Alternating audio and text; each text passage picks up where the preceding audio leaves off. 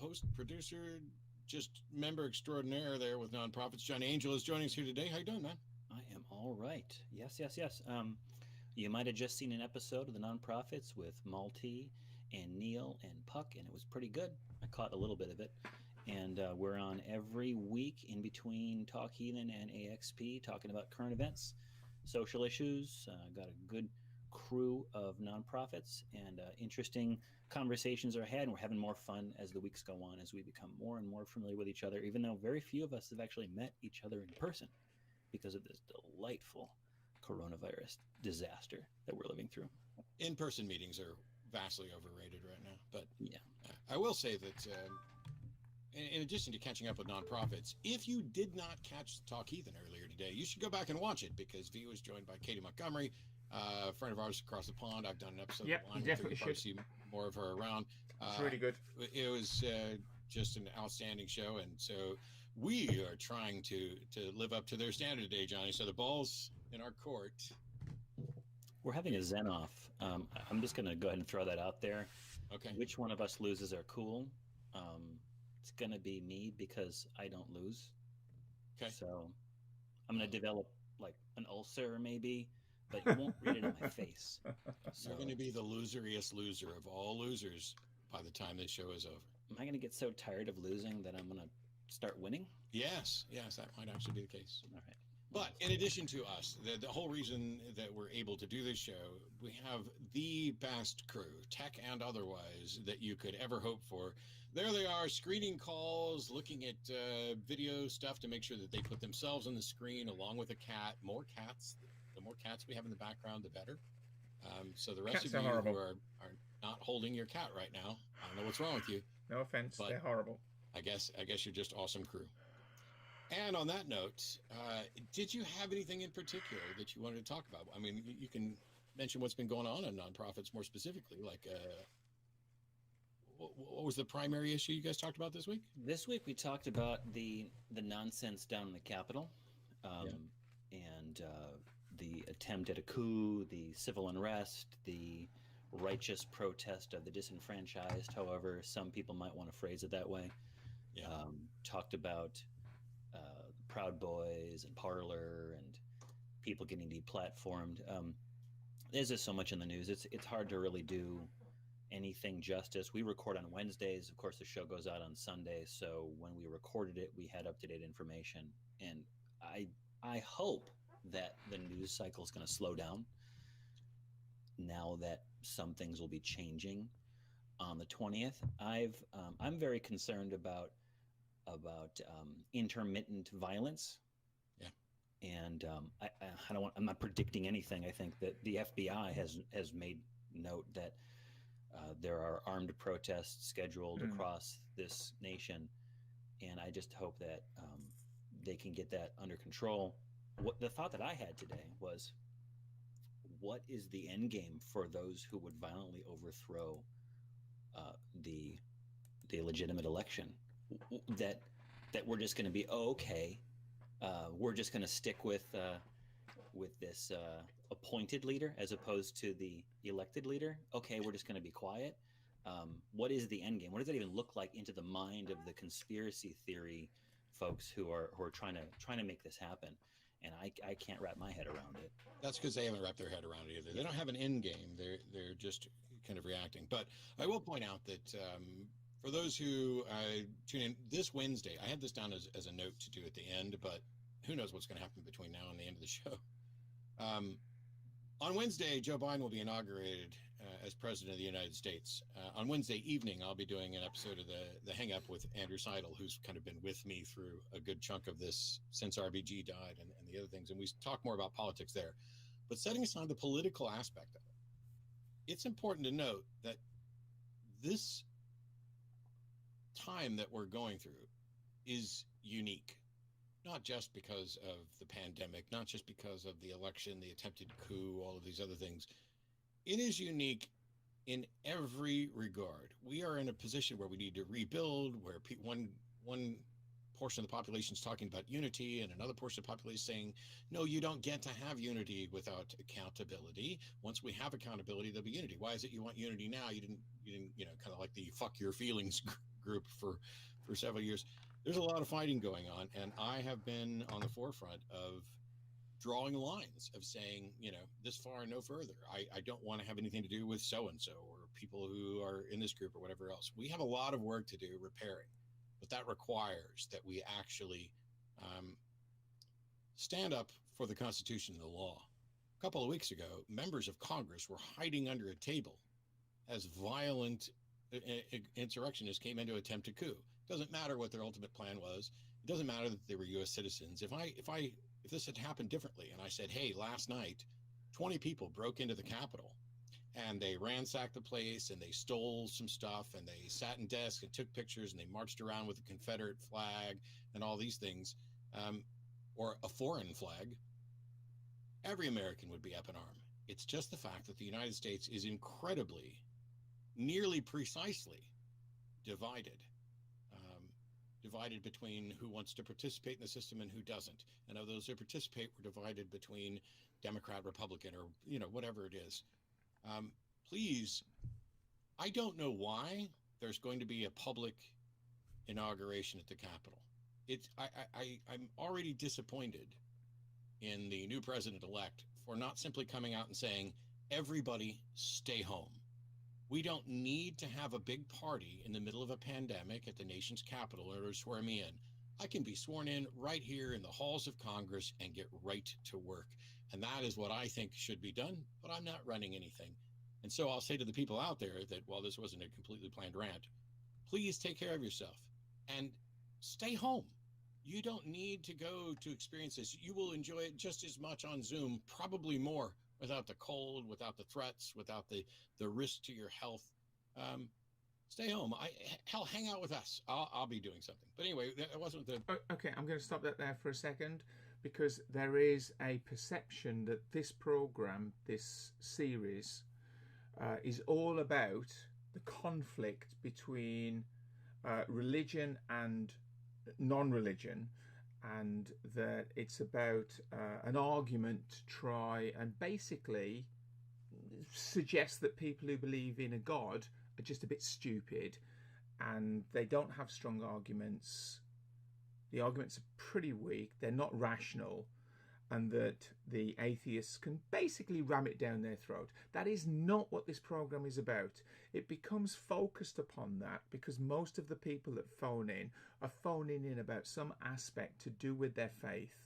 And the problem is not that they have faith. The problem is that they don't accept that faith is not enough for a lot of people. One of the major arguments about this program is irrelevant to religion. It's about the influence that religion can have on politics, in particular on the politics of the United States, but really around the whole world.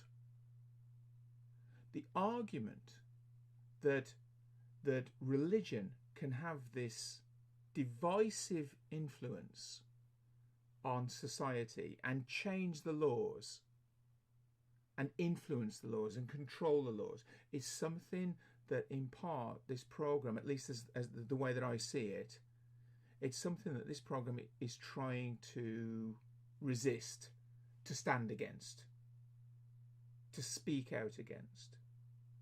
So don't think that this is just religion versus non-religion, because it's far more than that. The reason that these people do what they do is because they have a greater calling than just it's a religion thing. It's the well-being of people. Okay, let's carry on. We were supposed to start off the show today. No. But I'm going to shoot forward and get some calls. And protected creation of God. I missed it, sorry. Really good at providing comfort, both. Let me go back just a sec. Very sorry to hear about your diagnosis, but Hi. There you go. I'm not sure. When we talked last, my son had said, "Congratulations that you lost your faith." Then last week I got hit with a pretty big one.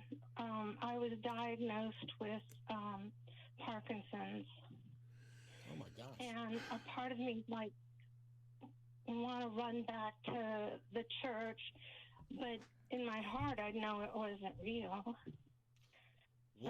What do you think the church can do for you that makes it appealing? I mean, first of all, I'm very sorry to hear about your diagnosis, but and that you're open enough to talk about this. I just want to know from your perspective what's going in your head that you think the church or religion, either one, whichever one you were primarily focused on, could do for you, given in this situation and time of need. Oh, comfort, knowing that someone had my back, knowing that by his stripes we were healed, and all that kind of stuff. See, I'm halfway with you, Mary, because I can so religions are really good at providing comfort, both real comfort in the sense of, hey, we're a community, we're going to provide some food, we're going to offer you some counseling and a hug and all these warm things, but also the fictional comfort, which to me, when I asked you what you were looking for, you went right to what I would consider to be the fictional comfort. So it's not so much that you're looking for a community of carers. It seems that you are worried that you could slip back into the notion that you are the special, loved, and protected creation of God. But if I did that, I would know deep in my heart that it wasn't true.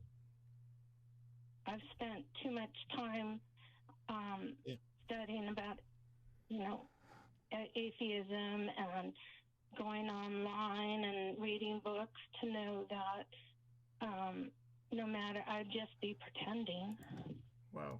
The first thing you said was the community, wasn't it? The first thing that you wanted to run back to was the feeling protected, the community aspect, right? Yeah. Yeah. That I wasn't alone. Yeah. It's especially difficult in these times when we're all socially distanced and it seems that the groups that are gathering together physically tend to be more religious groups nowadays and not secular groups. They tend to be staying further apart, I think. Have you looked into some place in your community that is a secular organization that maybe has regular meetings, virtual meetups or distance meetups, so that you know that you're not alone, but you're not stepping back into this environment where they're going to want to bring you back into the fold? Have you looked into anything like that? No, not yet. I just got the diagnosis, and there's a lot of support groups for Parkinson's, but I'm still in the really early stages, and I'm afraid to go to those to see what my future is going to be. Oh yeah. Crisis, poor woman. Mary, let me tell you. So I can completely understand that. I don't have any. I don't know of any health issue that I have that is as serious as your diagnosis. But for example, I've got type 2 diabetes, and when I see someone on TV who lost a foot due to this, it's like a stark reminder of what could be. So I can at least empathize a little bit. Yeah. But and while I don't think anybody should be going to any social gatherings in the midst of the pandemic, some online groups that are supporting it, give yourself some time to come to grips with your diagnosis and how you feel with it and how you're going to do it moving forward. If it's just within the last week, you don't need to pick a support group today, and you don't need to worry about looking into your future today. You need to kind of resonate, let the diagnosis resonate so that you can truly understand how you feel with it before other people try to tell you how you could feel. Sorry? I said I still feel pretty numb. Yeah. It's pretty fresh. It's pretty fresh. I don't want to be Mr. Sunshine on this, but support groups for conditions like that are not necessarily places where it's doom and gloom. People live, people survive, they persevere through these conditions, they live with it. They're not dying with it, they're living with these conditions. And when you're ready to join a group like that, I would hope that that group has a special focus on, hey, we're living our lives. Yes, we have this condition, but there's plenty of life left to be had. But there have got to be some online organizations that can help you with that. And also, if you want to stay away from the Parkinson's community because you're not ready for that, try to find secular community and some other interest that you might have, whether it's some sort of some fan group that you have or something like that, where you're meeting with people, you're talking with people about interests. And if there's ways for you to do volunteering remotely or something like that, something to get you immersed in a community, even though you can't be physically immersed in that community, can help you not feel so alone if you're working together for something that you believe is important. You might also look at the Secular Therapist Project, because someone generally versed in therapy can ask you the right questions. Like right now, the question I want to ask you more than anything is, Mary, what is it that you'd most likely like to do moving forward? What's your priority? Well, I wrote a trilogy, and I'd like to see it published. Oh, come on. Amazing. I wish I'd written the first part of a trilogy. So you're already well ahead of me. I would say that sounds like not only a worthy goal, but also a suitable distraction. That doesn't mean you're hiding from anything, but it allows you to focus your brain on something else so that you're not obsessing on the worst aspect at any given time. And then as you become more comfortable moving forward, I think those are, you should do what you want to do. This is what we call resilience. So I'm fully supportive. You're faced with something outrageously bad. You maybe even try start like to move forward. Some sort of GoFundMe for self-publishing if you're not able to find a publisher elsewhere. If that's the thing that's most important to you and it popped out of your mouth so quick, I want to encourage you to go do it. And then as you find you need help and support, I want you to reach out for that help and support too. Damn yeah, right. Murray, remember, you're more than just this diagnosis. You're more than just some person that has left a religious group. You're, well, now we know a few things. You're an author, right? So when certain aspects of life become more difficult, we shift our weight to other things that we're more interested in. They give us more meaning. So lean on that a little bit, right? You wrote a trilogy. Maybe you have more. Are you still writing? Or have you taken a little bit of a break? Are you still writing? I haven't written for a little while now. I told my children all about this Brittany Bat and Jared Gerbolin character, and now I'm starting to put those down on paper. There was stories that their names were Brittany and Jared, and I made the characters on our ranch, and so I've been starting to write them again. Somebody in chat, by the way, also suggested perhaps instead of GoFundMe, you could start a Patreon account, and you could virtually publish your own books there in chapters that people subscribe to. I would encourage you to pursue all of it, because you've already. Let's be honest, Mary. You and I both know that the likelihood that you're just going to fall back into belief is vanishingly small. You've already acknowledged that even if you did it, you would do it knowing that it wasn't honest. And so I'm just going to encourage you to be you and be honest, and to get the support you need, hopefully, whether it's directly related to a Parkinson's diagnosis or just, you as a person, because as Johnny pointed out, you are not just that diagnosis. That's just a tiny part. So I tell you this, Mary, I don't know when the next convention is going to be, but since you and I worked out a deal for a previous convention, let's work on you touching base with me a couple times between now and the next convention, and maybe we can hang out again. All right, I'm going to pause there for a second. If anybody is watching and they're in a process like you're going through education, which is in particular relevant to the kind of thing I'm interested in, you need to realize and you need to take a message from this. I know this is quite deep, but people go through processes, they go through phases of their life, and they raise the level of importance to a level that is just ridiculous. If you're a student now going through stuff and you get into a point where your exams are approaching and you're worried about how you're going to deal with it, you need to realize that people are more than just numbers on a piece of paper. You're more than just grades. It's the relationships that you build with people that are important, not things like grades. You are more than a piece of paper. Okay, I would like that. You were very kind. Thank you. I enjoyed meeting you. Please work on your books and all the things that you enjoy, and keep us posted on your progress. You could be another inspiring story. I have friends like Dave Warnock, who's dealing with a terminal diagnosis, and there are others. Someday you may be the person who's running a Parkinson's help group. And I'd like to point out that the thing that you're probably most scared of about, hey, seeing what may be down the pipeline and other things, I guarantee you that any group that's been around for a while has dealt with people who have those same fears, and they should probably be pretty good at introducing you to the group and alleviating some of those fears.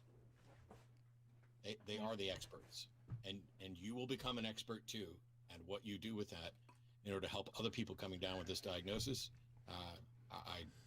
I'm looking forward to that sort of kind of sea change of encouraging people by talking about your lived experience. Let's see, I'm just kind of taking at a convention, so it was nice. We have Austin in Washington, who has something that's, I don't know, Austin, are you claiming that you have something more reliable than scientific methods? Oh gosh, this would be good. Hi. Just two quick things. I just wanted to say that the hold music before the show started, whoever's curating that, fantastic job. Playing the solo from Hot for Teacher before the show started got me totally hyped. That'd be Vern, and the Lord of Levels.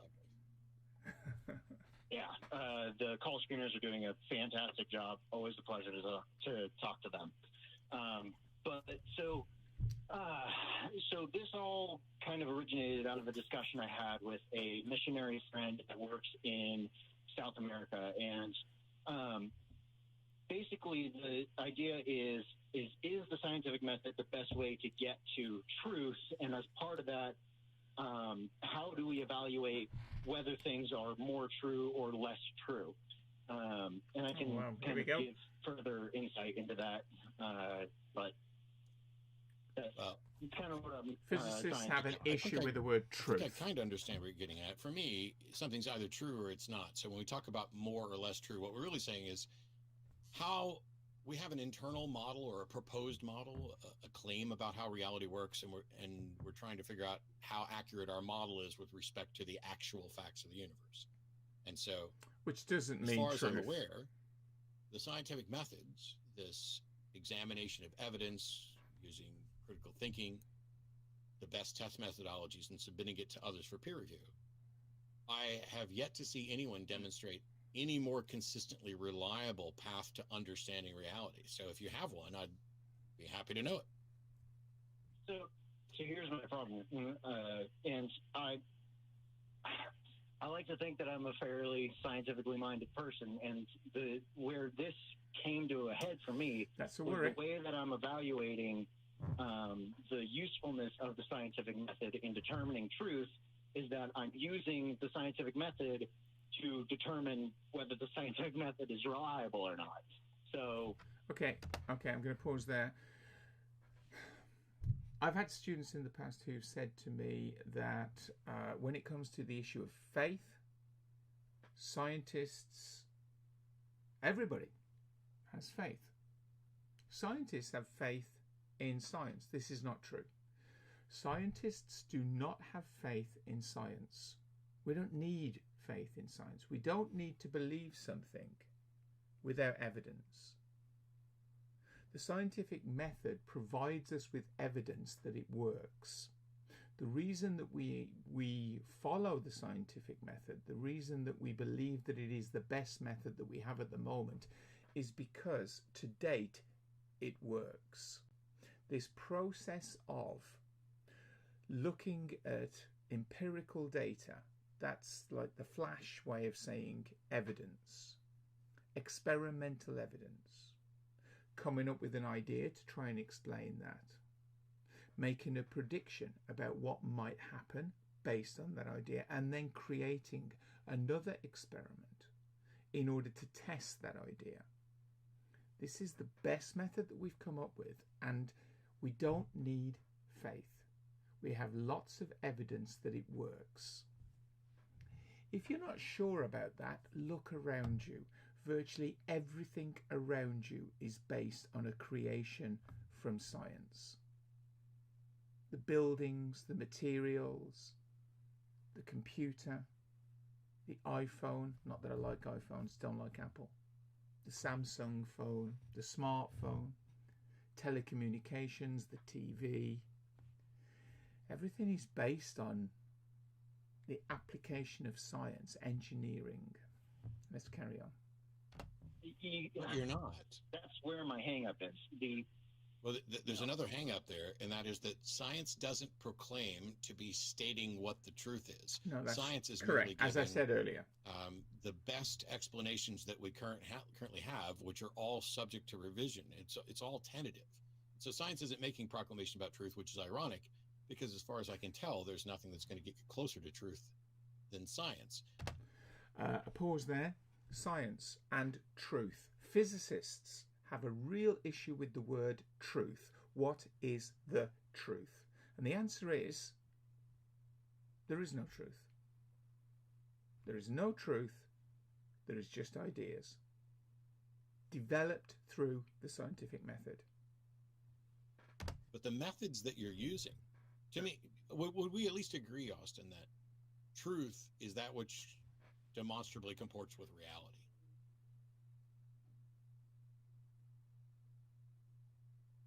I wouldn't agree with agree. that.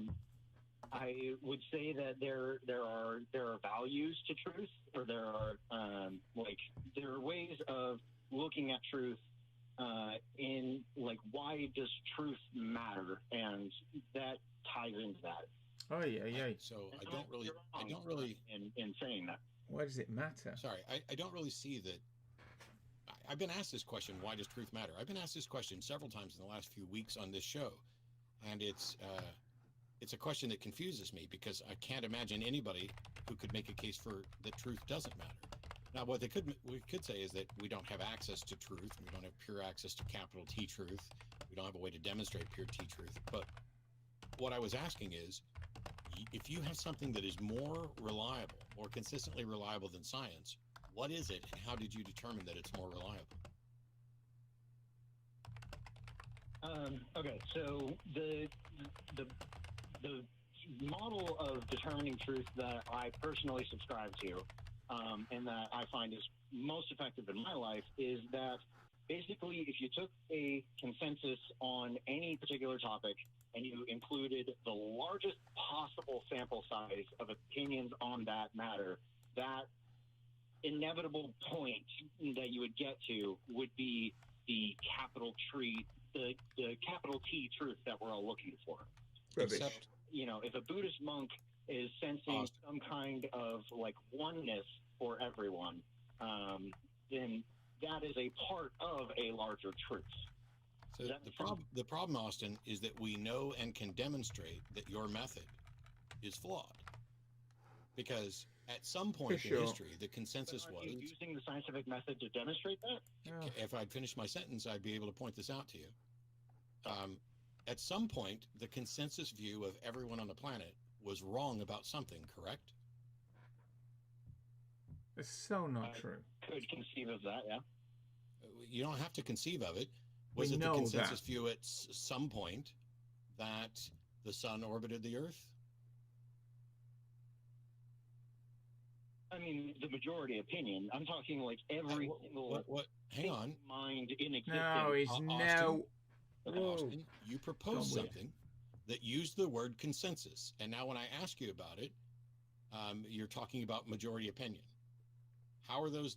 All I'm saying is, haven't most people believed, hasn't it been the case that the consensus opinion of people has been wrong at many points throughout history? Not conceptually, but demonstrably, like about the movement of planetary bodies, about where disease comes from, about, mental health issues. All of these things, the consensus view has been wrong about, right?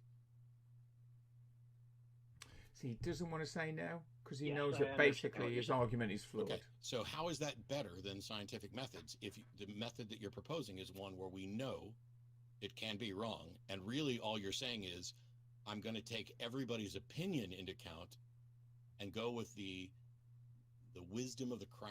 Now, I agree that we've demonstrated the wisdom of the crowd for, like, here's a jar full of gumballs, have everybody guess how many are in there, you average it out, you will get shockingly close, because that's about how reasonable we are towards a position. But the madness of the crowd doesn't work when we're talking about, is there a God? It doesn't work when we talk about, how does DNA work? It doesn't work when we talk about Sure. the movement of celestial bodies. And so the method that you're proposing is already demonstrably inferior.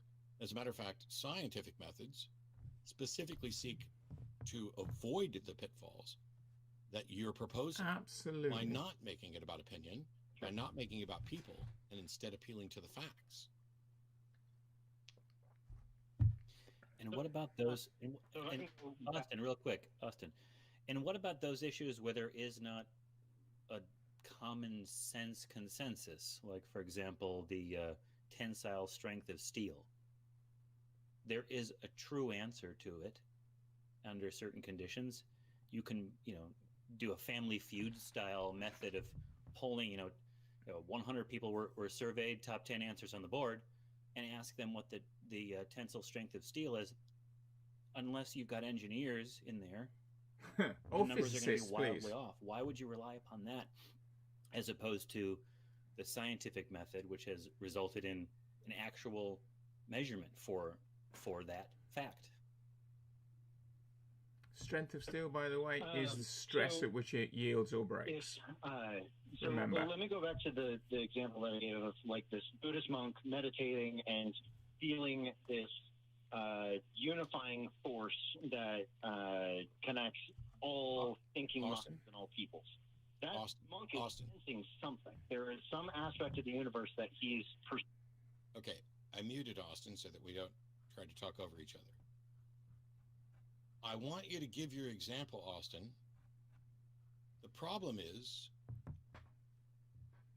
I don't think, I'll let you give your example, but I don't think that you are addressing this issue straightforward, because we just explained how what you're proposing is not only inferior to science, but science has specifically worked to remove that inferiority and unreliability from it. And now you just go back to, here's a Buddhist monk as a hypothetical. I'm going to let you finish it, but I don't see what your Buddhist monk hypothetical gets us, because what I asked was about a methodology, and you're going to an anecdote. So go ahead, but recognize that you're not talking about a methodology, just saying, here's what somebody thinks. So go ahead. So, I appreciate you letting me kind of work this out. And it's entirely possible, it's definitely true that I still have to think about this more and crystallize it. But basically what I'm saying, the example that your co-host gave of Family Feud, there would be engineers in there because there are engineers that have conceptualized this. And I'm not saying the scientific method isn't part of this wider perception of capital T truth. But what I am saying is that you can't exclude methods that don't directly correlate to the scientific method. There are biases within the scientific method.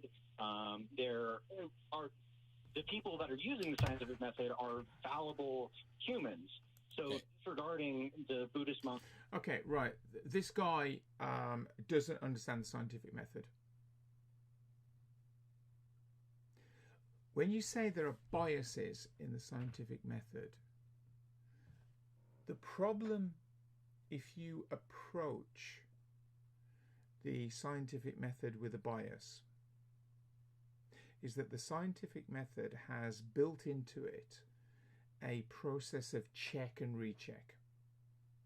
If I do an experiment that I then draw a conclusion from and I publish, which is the way it works, so that it can be peer reviewed.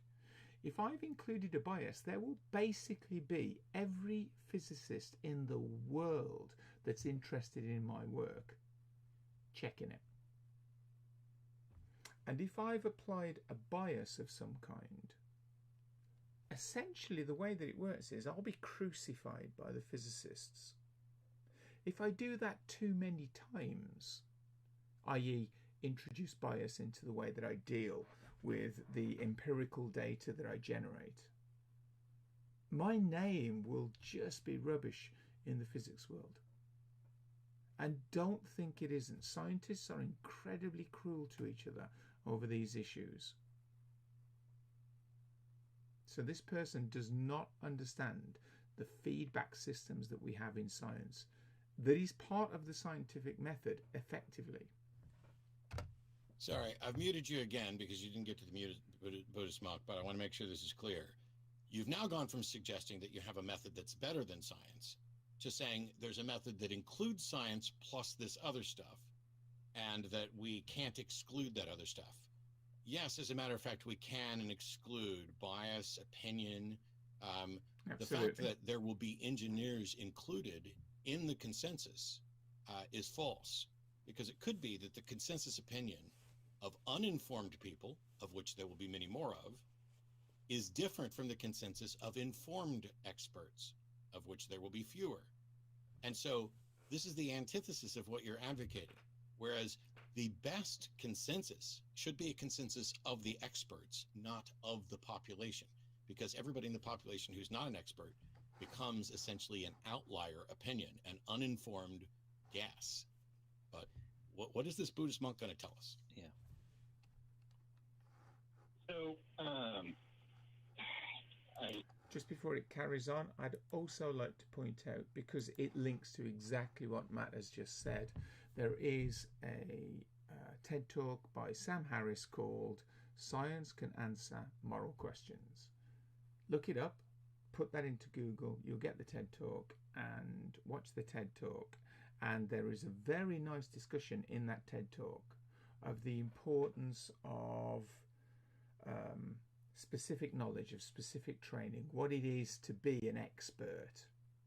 If I argue or discuss something with a biologist and it's about biology, I would not expect people to accept my view as having equal merit to the biologist. The fact that the biologist is trained in this area means that their word is of more importance than my word, because they have training in it.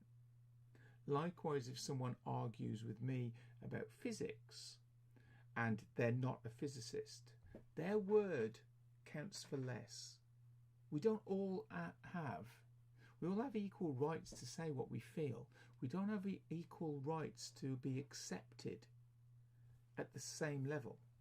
This is what it means to be an expert in something. It's hard to get my thoughts in order live on air, so I'll definitely call back in the future. But basically, the thing that I'm trying to advocate for is, yes, the scientific method has its purposes and can describe aspects of the truth more reliable. This person than has other no methods, idea about the scientific method.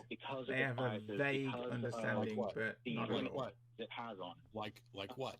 What does science leave out? Because I think we're about to get to the crux of this. Because you just admitted that science does this better than other methods. You have not proposed anything that is even close to an actual method, but now you want to knock science for leaving stuff out. So name one thing, just one thing, that science leaves out.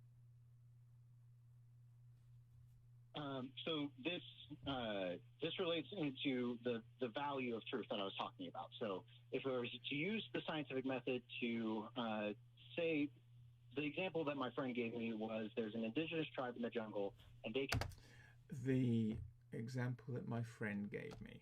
perceive things about their environment that somebody using the scientific method wouldn't be able to do, because they have a relationship with the spirits of the jungle.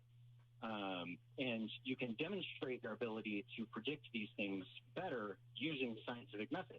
What? Hang on, Austin. You just said that the scientific method is better at evaluating their claims. Right, but it can't demonstrate how they go about what this.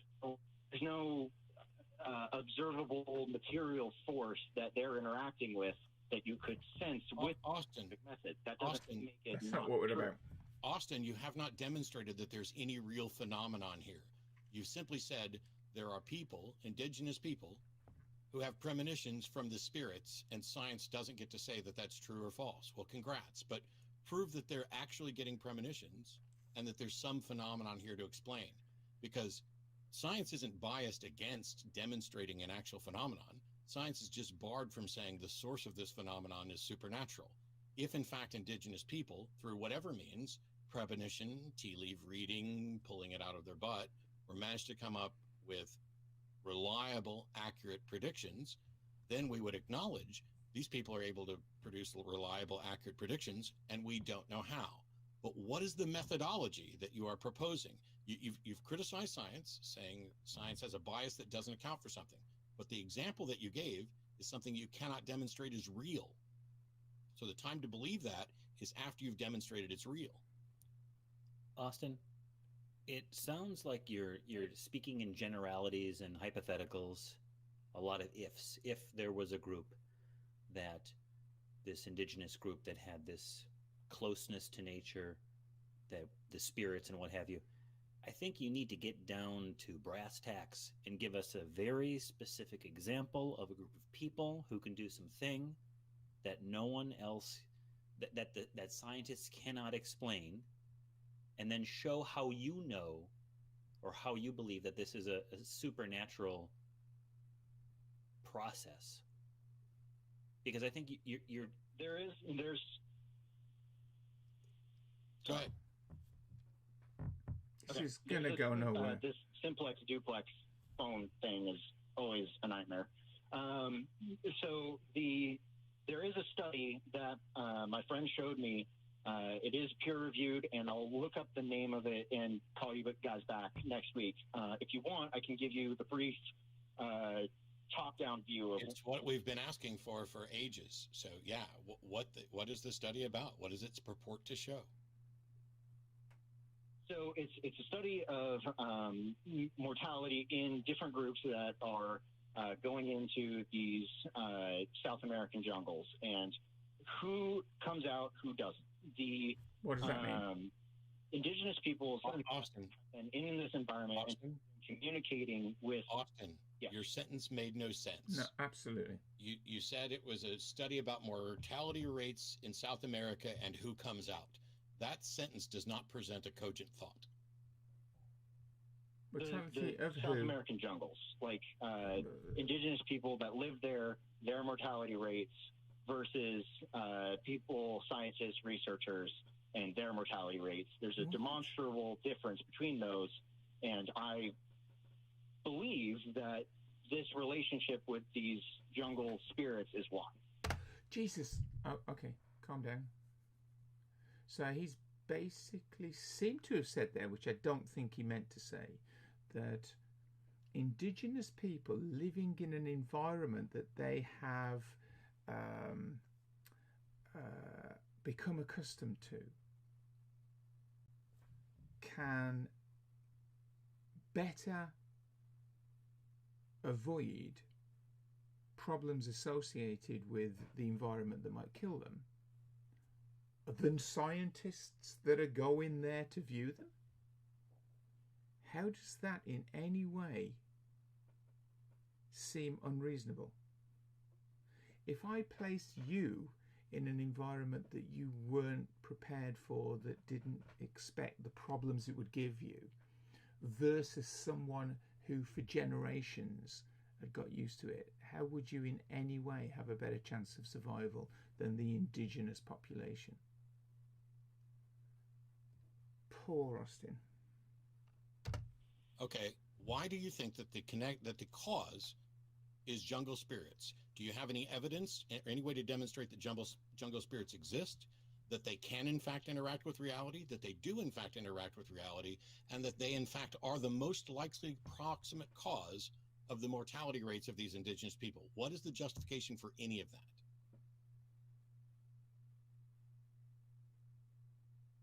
Oh, huh. Well, that just clicked something in my head, because I was using a fallacy. I couldn't think of another way that they would be able to survive in their environment, so therefore X must be true. Oh. Okay, problem solved. Into this show. Okay, thanks. Cool. Yeah. Thanks, Austin. Thanks. I appreciate you helping me think through this. No worries. Catch you later. Wow. Glad it was Okay. helpful. I was thinking that this was taken down the tack of a kind of an Aristotelian way of looking at nature. Like, I'm just going to stop there for a second. This is a perfect example of how a little bit of knowledge does not go a long way. A little bit of knowledge, and suddenly you think that you understand way too much. You extrapolate. People read books aimed at the general public because they're written that way to sell. But whether it sounds arrogant or not, the truth is that because you've read a book written by Stephen Hawking does not mean that you understand physics. And very often in these books, the arguments that are put forward are somewhat simplified and do not give you a preparation for really having scientific knowledge, which is sad to say, but it's the truth. I have conceived of a method by which XYZ takes place. Really Animism, which is verify that claim is true. Exist on the spirit realm that keep them alive and not foreign interlopers. I don't know. It's that's a little. If you're kind of Yeah, hi. let's move on. We got a lot more callers. By the way, if you're on hold, I see you in the list, and we're going to get to you as quickly as we can. We appreciate you calling in and waiting. We have Caden in Washington has a question about, well, kind of about morality, but I think it seems more like fatalism. Well, welcome to the show, Caden. How can we help? Yeah, hi. Thank you for taking my call. Sure. And this is, I guess, a question that you're kind of tired of already, but it's sort of a follow-up on a judgment. A caller named Paul's question from last week. Yeah. Asking about the value of truth if we're mortal. Yeah. You part of your answer, you mentioned things being useful even though they're temporal. You mentioned like a sandwich is useful for my nourishment, a vehicle is useful for my transportation. And if I sound funny, I'm a little nervous. No, but the question here from the call screener that it said you wanted to ask is, what is the value of morality if we're all going to die anyway? Is that kind of what you're getting at? Yeah. Yeah. Why should you wipe your ass if it's just going to get dirty the next day? Why should you eat a sandwich if you're just going to have to poop it out? Why should you maintain your vehicle if it's just going to end up in a junkyard someday? Well, I would say because those things are beneficial to me. But yes, that's the point. You don't think acting morally is beneficial to you and the people around you? Not always, no. Oh boy. I would argue that a lot of times. I mean, we talk about morality in terms of well-being, but I guess my question is well-being for whom? Because a lot of times I would say that the moral thing to do is detrimental to myself. Like what? You know, if if I'm hungry, you know, and I don't have food and I, you know, can't find a job or whatever, it would seem to be beneficial to me to steal, but I would argue that that's immoral. Well, you're being a little myopic. Of course, it's beneficial to you to steal, provided you don't worry about whether or not you get caught. You think getting caught and punished is to your benefit? Right. So if I think I'm smart enough, sly enough to get away with it, Are you? Why Are you?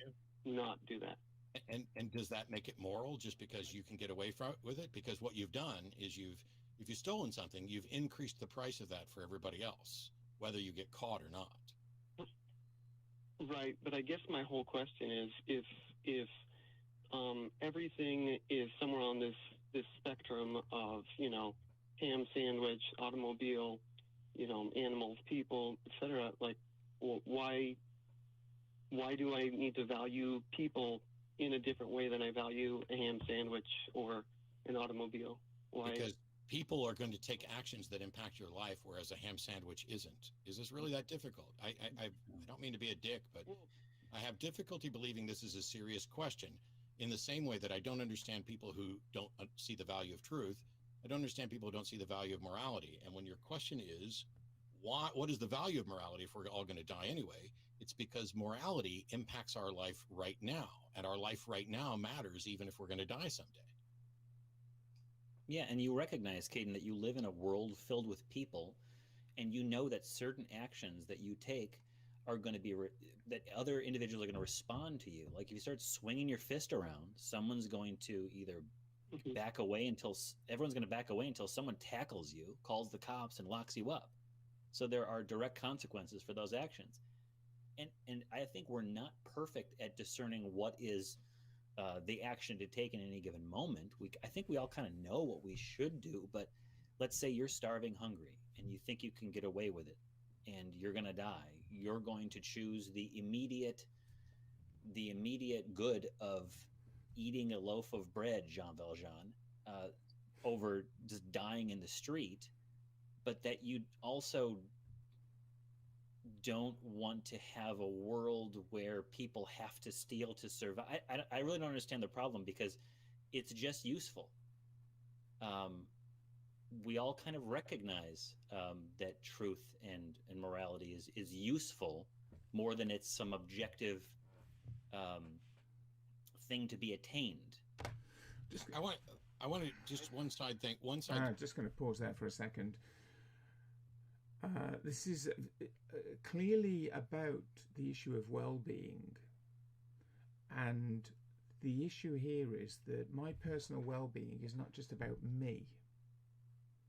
It has an impact on and is impacted by the well-being of other people. If I help other people, if I can do something that is not in my best interests in the short term, but it helps other people, then the payback is that society can then be stronger, and then my well-being is increased because society's well-being is stronger.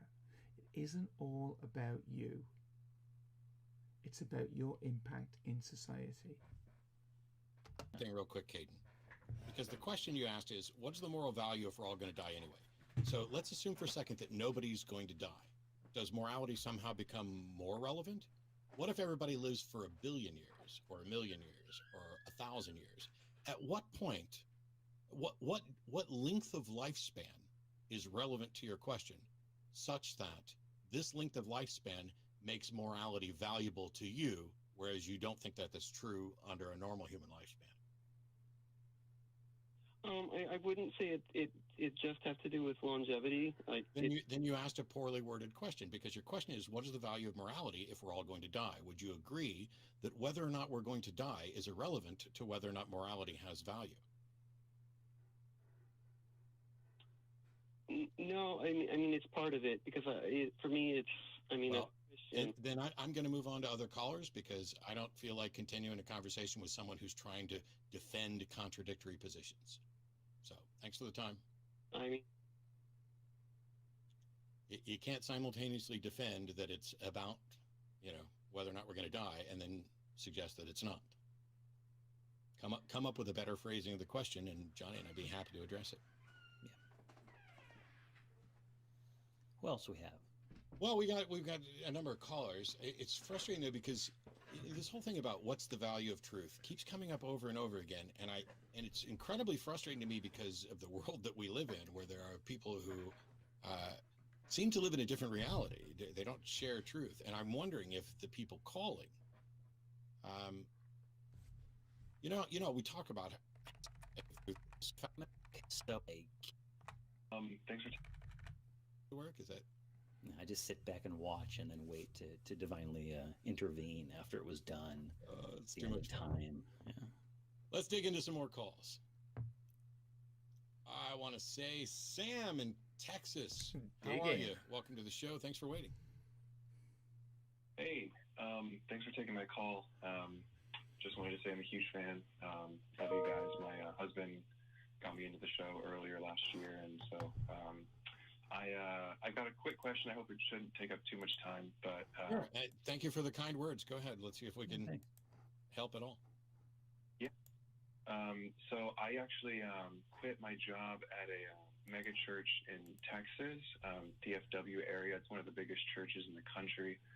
A lot of kind of weird stuff going on internally, but more personally, I had a friend who I work in the audio video development kind of like the live production team, and a good friend of mine, I'm an atheist, and I grew up in this church, and like from when I was really, really young, and had this process of determining what I valued as truth, and came to the conclusion of atheism and all that stuff. But it's not important. Basically, a good friend of mine who's still working there is kind of on the edge of believing and not believing. And a big kind of moment, he recently was at a service with his family, and it was like a prophetic service kind of thing.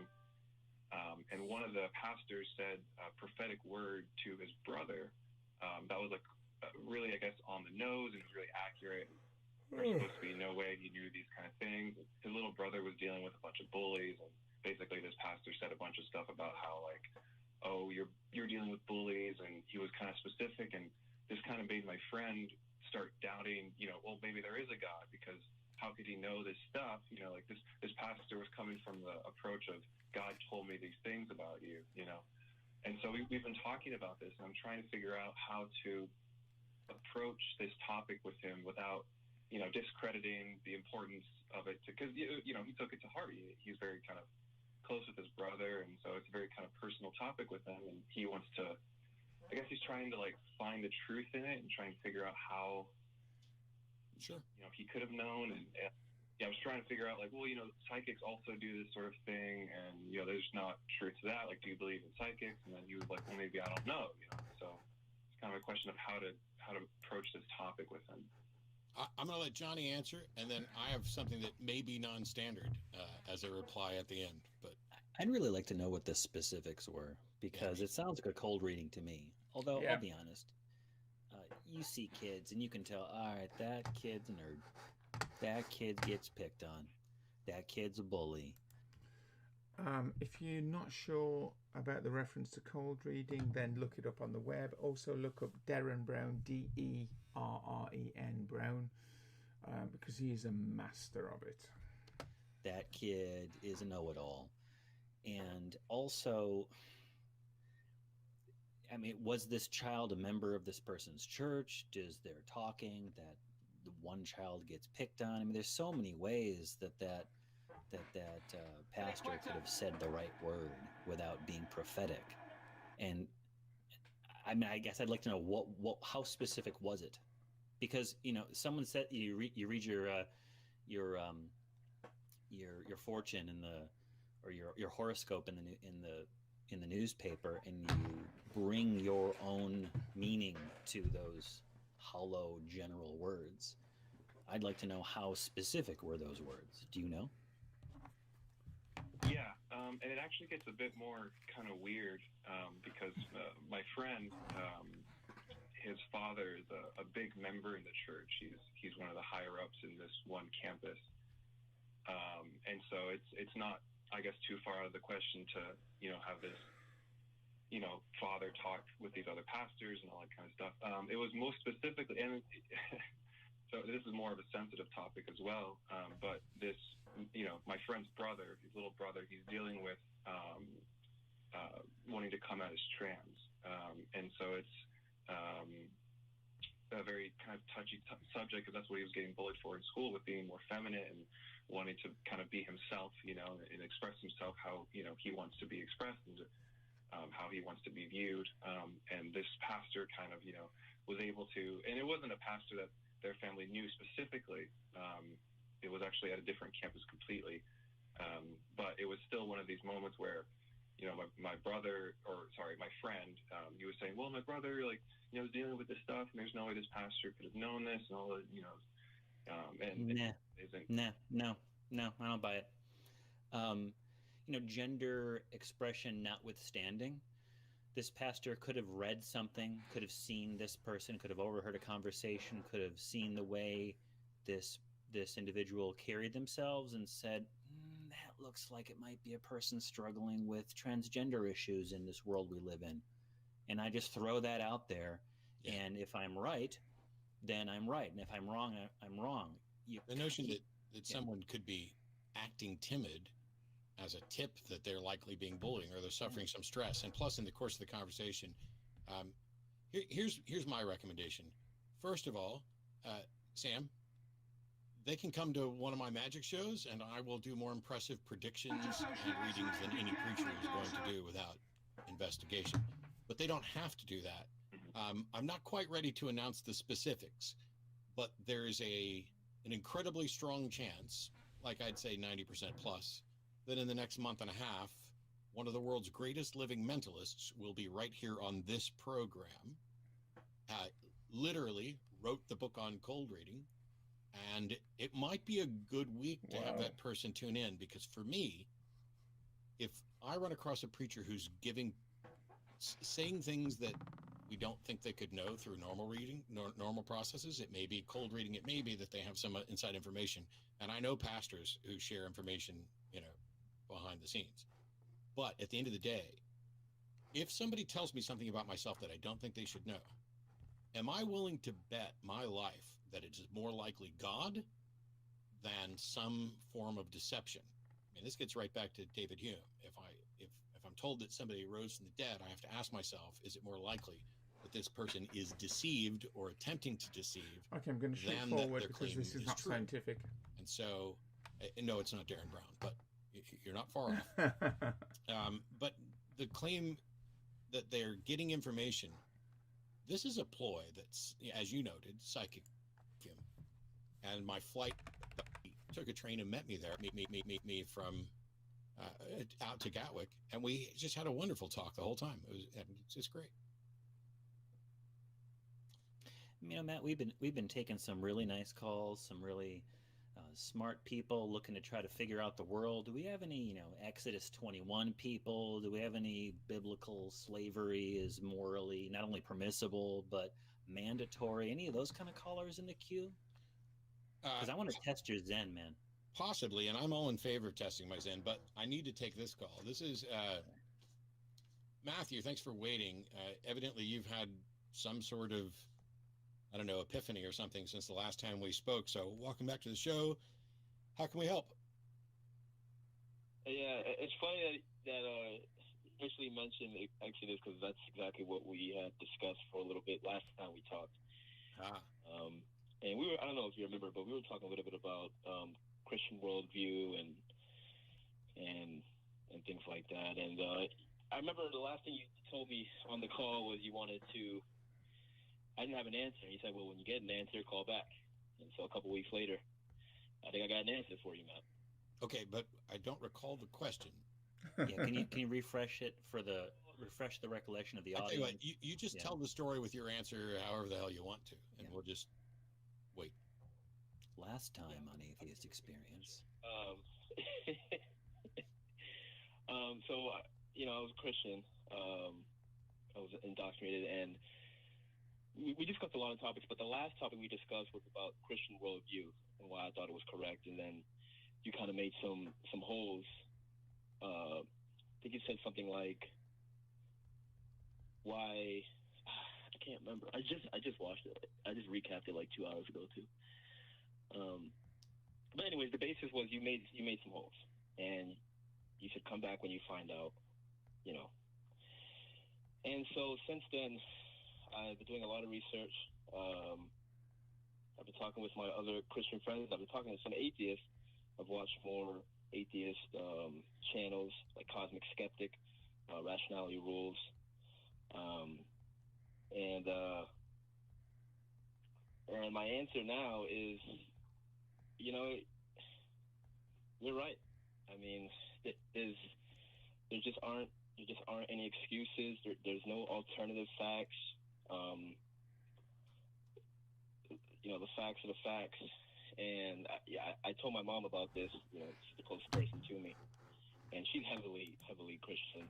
And we kind of had a dispute about that. But well, you told me to call back when I had an answer, and so I thought I'd give a call. I just want to say thank you.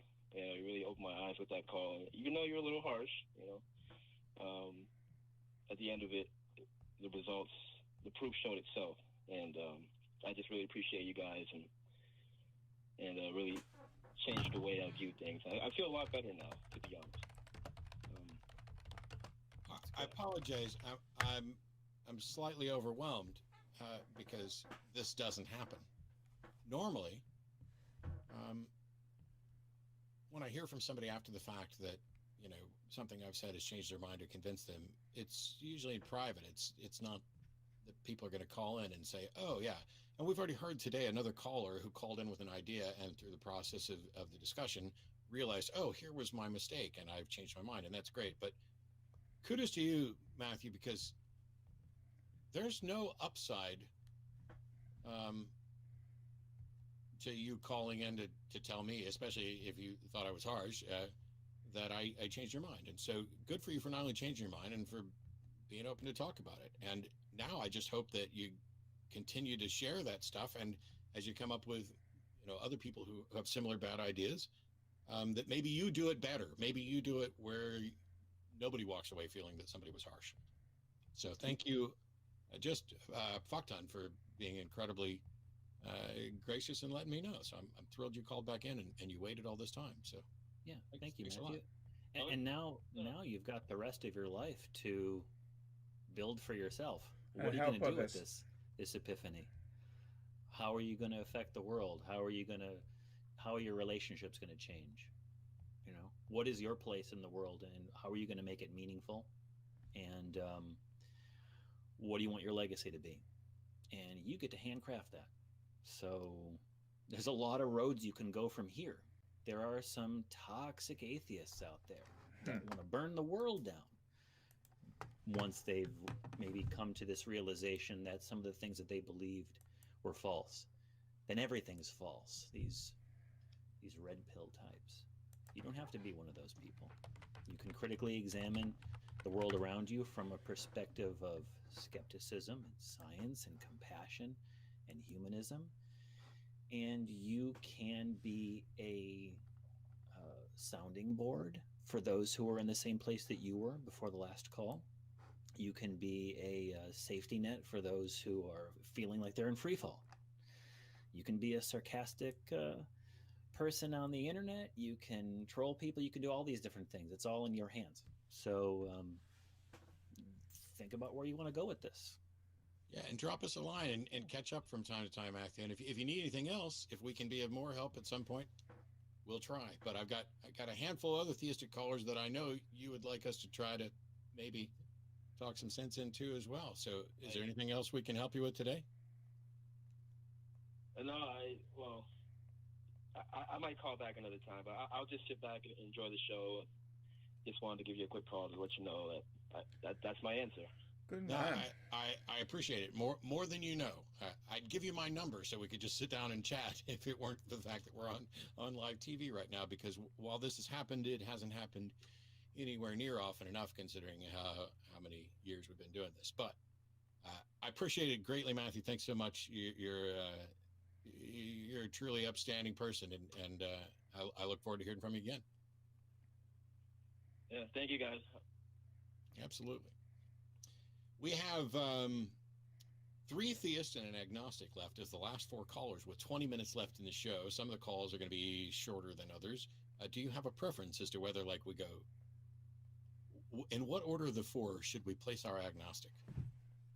I don't know, but Johnny's evidently muted, so... Oh, shoot. Sorry. Agnostic last. Okay, we'll do the agnostic last. So we got Tom in Missouri trying to find a non-supernatural explanation for how Christianity came about. Is that the question, or kind of the line of thought? Welcome. Yes. Hi. Yeah, I'm really trying hard to determine a non-supernatural explanation for the phenomenon known as Christianity, because I believe that will have serious implications for how I live the rest of my life, which I to only have one chance to live.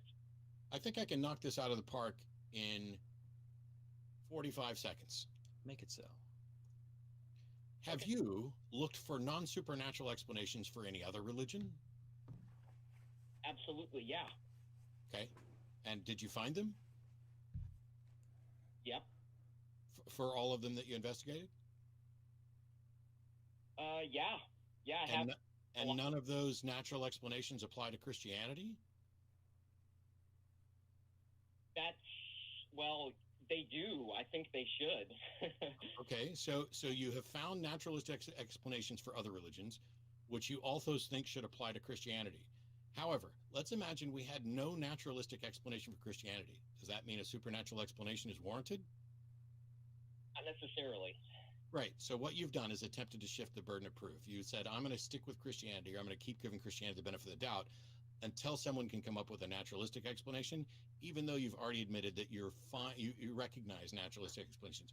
And the easiest naturalistic explanation is that people can be wrong. Of course. Definitely. So instead of looking for a naturalistic explanation of Christianity, what you should be doing is looking for a reason that Christianity is true before you believe it, and not shifting the burden of proof by suggesting what you already know to be true. And what you already know to be true is that there are naturalistic explanations that can account for Christianity. How robust they are, and whether they account for every single thing, you might have to have several different naturalistic explanations. But at the end of the day, it doesn't matter if there was none. That doesn't mean that Christianity is true or believable, right? Yeah. Okay. That was a little more than 45 seconds, but I got to run because we got other callers. So it's a metric 45 seconds. I don't know how long it was, but I think it was close to 45 seconds. Did you actually time me, John? No. Okay. What's up? What's next? We got Priest in the Bahamas who wants to tell us that God is an intelligent being and the phenomena of the mind suggests design. So welcome, Priest. You're on with Johnny and Matt. Hey, Priest. Hello. How you doing? Great. Yeah. What you got? Please explain yourself. Account for yourself. What do you mean by that? Firstly, I'm trying to get an understanding of what you believe, because I've just come across this channel, and I've listened a bit, and of course I don't agree with anything you say. So I'm just you don't agree with anything we say? With nothing? Hello? You don't agree with anything, Priest? Nothing? Not one thing? No, I'm not an atheist, so I'm just trying to find out. Yeah, but atheism only addressed whether or not we're convinced that there's a God. We're not convinced that there's a God, but you're saying that you don't agree with us on anything. So hold on. Let me ask a question. So, okay. If you're not convinced that there's a God, what about people who are convinced around the world, the vast majority of mankind? Yeah, they would need to demonstrate the truth of that proposition before anybody else should believe them. Oh, definitely. I absolutely believe that. All right. Cool. So do you believe there's a God? Oh, I absolutely do. I don't believe in Christianity. It doesn't matter to me which God. How would you demonstrate that your belief is rationally justified? Okay. In believing in a God, you want me to tell you how I rationally justify my belief? I'd love to. I've been waiting 15 years for anybody to rationally justify a belief in God. Actually, longer than that, but I've been doing the show for that long. Well, you've reached the right place. I certainly can rationally justify that. Wait, right. you want to put a bet on that? I'm glad I was on the show when this happened. But now it's cool because now Johnny and I are going to stop right now. Please demonstrate the truth of your God. Okay, I will. I absolutely will. Firstly, the human mind. Secondly, the eye. And how it Priest. Thirdly, hold on, I'm not finished. Thirdly, no, Priest. I'm pausing you for a very good reason. I don't want to have to mute you so that we're not trying to talk over each other. You didn't present any argument. You just stated words like the human mind. That is not an argument, nor is it evidence for a proposition. You have to make a case to say. I am making a case. No, sir. Priest, my apologies, but you were not. You said the mind, and then you went on to a completely different subject. So pick one and make the case. I'm going to get into the case. Hold on, let me start again then. How about you stop telling me to hold on when I'm trying to steer this conversation so that it doesn't turn out so poorly for you? Don't be afraid. Pick one of your arguments and demonstrate that it ties to a God.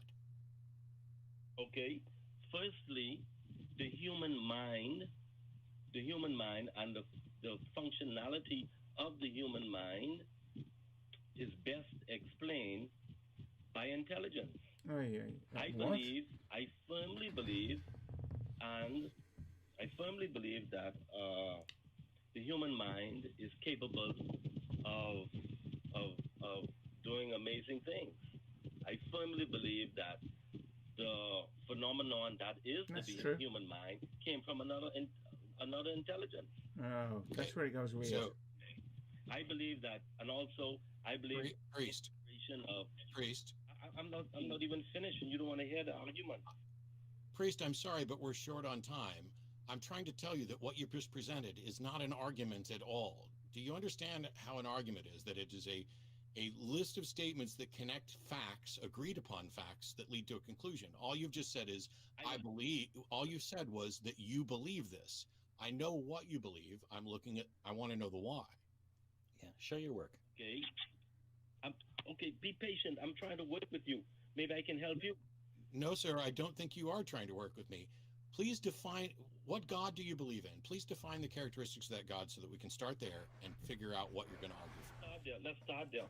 I want to start there, but if you'd let the guest speak. Firstly... Okay, now I'm going to mute you. Priest,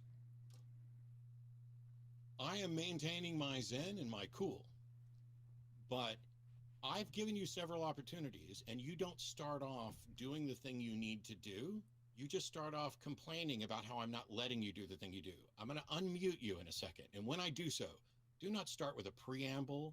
Don't start with something whiny about how you haven't been able to finish. Take that opportunity. Embrace it. Define your God and argue for your God's existence, because if you do anything either than those two things, I will hang up on you and go to a caller who wants to actually define their God and defend it. I'm unmuting you now. I feel strongly, right? The evidence shows that the phenomenon of creation, the phenomenon of the how many elements are in the periodic table, I'm not sure at the moment. I feel that they came about. Okay. They were Priest, thank you very much for your call. I'll be hanging up on you now because I'm not interested in you telling me what you believe. I specifically said define your God and defend it. I'm going to hang up on you, and you're welcome to call back some other week, at which time you can define your God and then defend it. Okay, I'm going to stop there for a second. Just for those that are interested, I actually believe that it's one of mankind's greatest achievements to be able to develop a scientific model that actually allows us to take a universe that we think was created basically as vast majority of hydrogen, little bit of helium, and even tinier amounts of lithium in the Big Bang, or just after the Big Bang. Matter was not created in the Big Bang, unlike what most people think, and basically turn it into the elements of the periodic table, to be able to go from basically hydrogen and turn it into all the other elements, including the transuranics. That is a serious achievement. And it all happens, by the way, in the cause of stars. Because I don't need people calling in to say, I feel. I don't care how you feel. I don't care so much what you are convinced is real. I want you to actually make a case for it. So, moving on, we have Mark in Florida with information about a rapture that evidently us atheists have hoped for. What's going on, Mark? Now we're cooking. Hi, can you hear me? Yeah, we hear you, Mark. What's going on? Yes. My belief is in a future rapture, because I believe I think there's still hope for the atheists in the future about the rapture, because Jesus promised us he's coming back in a rapture. I know you don't believe in Jesus, but I believe in him because he's my savior. But why? Yeah, why? I'm glad that you like something, but why? Huh? Why do you believe that Jesus is your savior, and why should we believe that Jesus is your savior and our savior too? Well, but basically, he is God in form. He is God in the flesh. He died for you and me. Yeah, it's a claim, but how do you know that that's true, Mark?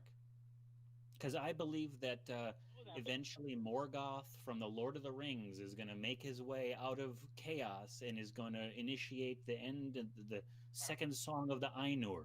Why should I believe in your story? Well, you're too mad. He's to be a minister. No, I'm asking you. Mark, I'm asking you. I'm not even sure what that sentence was. I mean, Johnny's asking you questions about why you believe. I don't know why my name would even enter this. I believe in God because he's giving me advice. Well, the reason we're here because what has God given you, Mark, and how do you know that God gave it to you? Every morning you wake up, there's evidence that God is alive. God is real. I know it's real. No, Mark. You said, Mark. We work on faith about sight. Mark, you said that God has given you things, and what I asked was, what has God given you, and how do you know that God gave it to you? Well, it's by faith. It's because we live by faith. I know. I cannot tell you evidence, but my evidence. Is there anything that you couldn't believe based upon faith? That's the problem. We believe by faith, even though we don't have it, but we believe it. If you believe something based on faith, can you be wrong?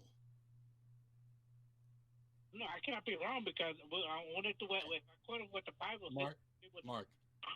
Mark, I'm going to do you the biggest favor I've done, which is I'm going to tell you that we're going to hang up, and that you need to go look at this because you are saying that you don't have a good reason. So you say you believe by faith. We asked you for a good reason. You didn't give it. You said you take it on faith.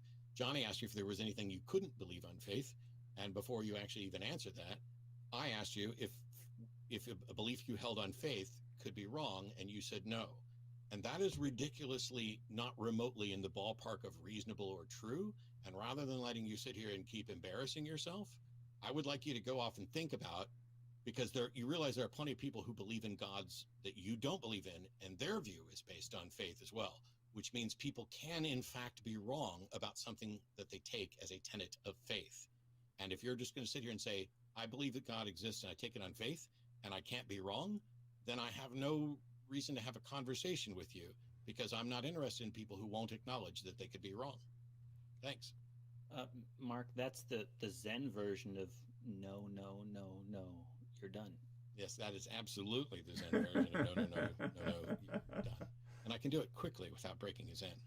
But for today's final call, I am excited because Ronaldo in Brazil, thank you very much. We're going to talk a little bit about the burden of proof. You are on with Johnny and Matt. How can we help? Hey. Hi, thank you. I appreciate. I live in Brazil, and you have a lot of fans here in my country. I've heard that, and I really want to come to Brazil someday and meet everybody and hang out. I get asked all the time. Unfortunately, it's not just the pandemic that's keeping me from coming down. There's a lot of other reasons I haven't been there. But please, welcome to the show. How can we help you out? Okay. In fact, I began to watch your show when I was trying to learn English to improve my pronunciation, my listening, and I turned into atheist because I never expressed. His name is Olavo de Carvalho. What I said was his words, in fact. It's not my word. He said that the burden of proof is on the atheists because it's a religion, some kind of natural. The idea of a God is something natural. So this is a spiritual advisor to Bolsonaro? Yeah, something like that. Yeah. For sure. Bolsonaro's a shit stain on the collective consciousness of humanity. But I tell you, I understand the sentiment here, and it's, you know, I want to make sure that we don't get trapped in the language, because I think the question, the position that's being stated is that because because so many people believe in a God and are convinced that they have good reason, that the burden of proof is on the atheist to show that God doesn't exist. That's simply not true, and it's not true for anything, not just, you know, like, for example, if the overwhelming majority of people believed that vaccines cause autism, it's not necessarily up to us to prove that they don't, even though we have. It may just be enough to say your belief that vaccines don't cause autism is in conflict with the available evidence. You haven't made your burden of proof. The truth is, theists, people who believe in a God, are claiming that a God exists, and they have a burden of proof. If an atheist says that God does not exist, that atheist has in fact also adopted a burden of proof, because any positive claim you make, God exists, God doesn't exist, vaccines cause autism, the moon is made of green cheese. It doesn't matter whatever the statement. Whenever you make a positive statement, you have adopted a burden of proof. You may not want to meet it, but default atheism, the default atheist position is not, I'm convinced there is no God. It is, I am not yet convinced that there is a God. And so as long as we're talking about that, if that person you're talking to is suggesting that strong atheists, the ones who say there is no God, have a burden of proof, they're right. They do have a burden of proof. So do Christians. For the people who say, I am not yet convinced that Bigfoot is real, I am not yet convinced the Loch Ness Monster is real, I am not yet convinced that fairies are real, I am not yet convinced that a God is real, they don't have a burden of proof because they're not claiming a fact. They are rejecting an assertion for which a burden of proof hasn't been met. And Ronaldo, what I heard there was that God is a naturalistic explanation. That sounds like a claim to me, unless I heard you wrong. I think it was that God was natural, which is like an intuitive. People just know God exists. Yeah. Nobody invented the theory of God.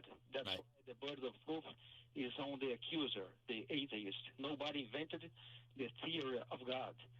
So the burden of proof is on the accuser. He said, it's not my, I think it doesn't make sense, but I'd like to hear from you, Matt, what you have to say about it.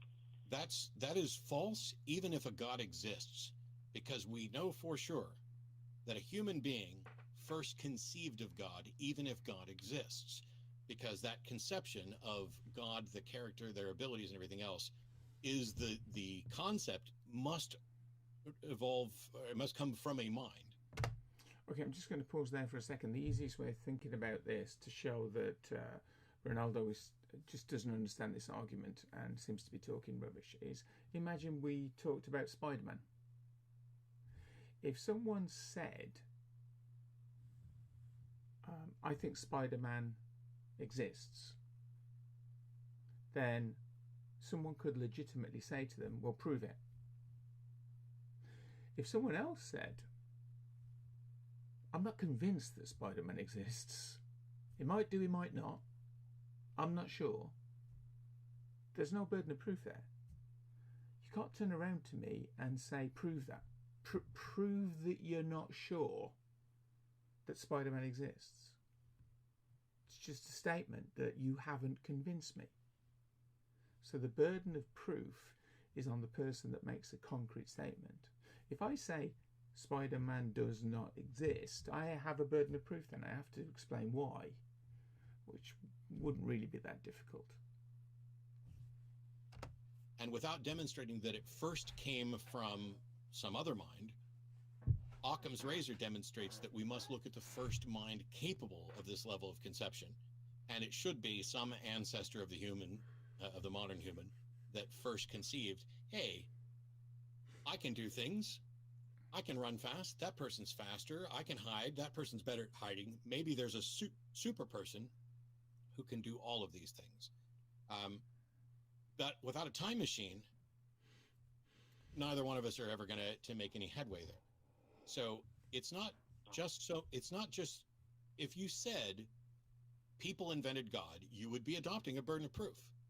But if you said, I am not convinced that this God is real, how can you demonstrate that this isn't just an invention of human beings? You're questioning. You're not needing a burden of proof. I hope that clears it up, Ronaldo, but did that help out? Okay. Yeah, you helped me a lot. Thank you very much, Matt.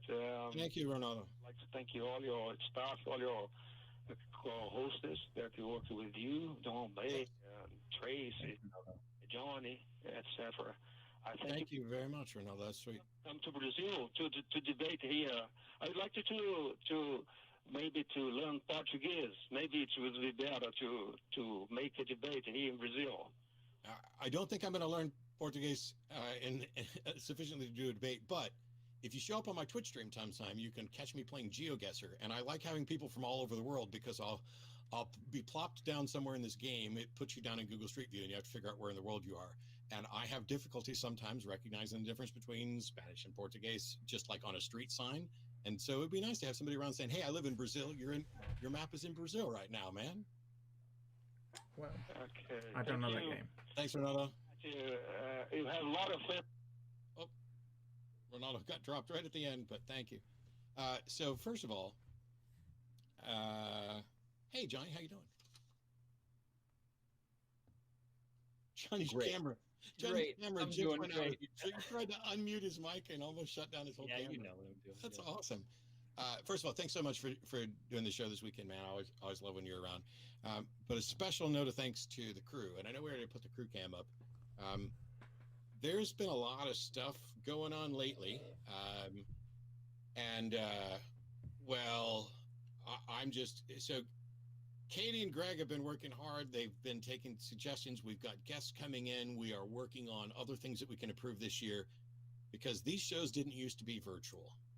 These shows used to take place at our building. And someday in the future that may happen again. But what we've learned throughout this is that that's not essential. Because of Vern and Greg and Katie and all of our volunteers and the mods and the people working that tech stuff behind the scene and oh my shit. There are people that don't want to name now. I think I'm not sure they're comfortable with their names enough. out. There's a lot of people working behind the scenes on this show to make it a reality for Johnny and I just to show up and run off at the mouth.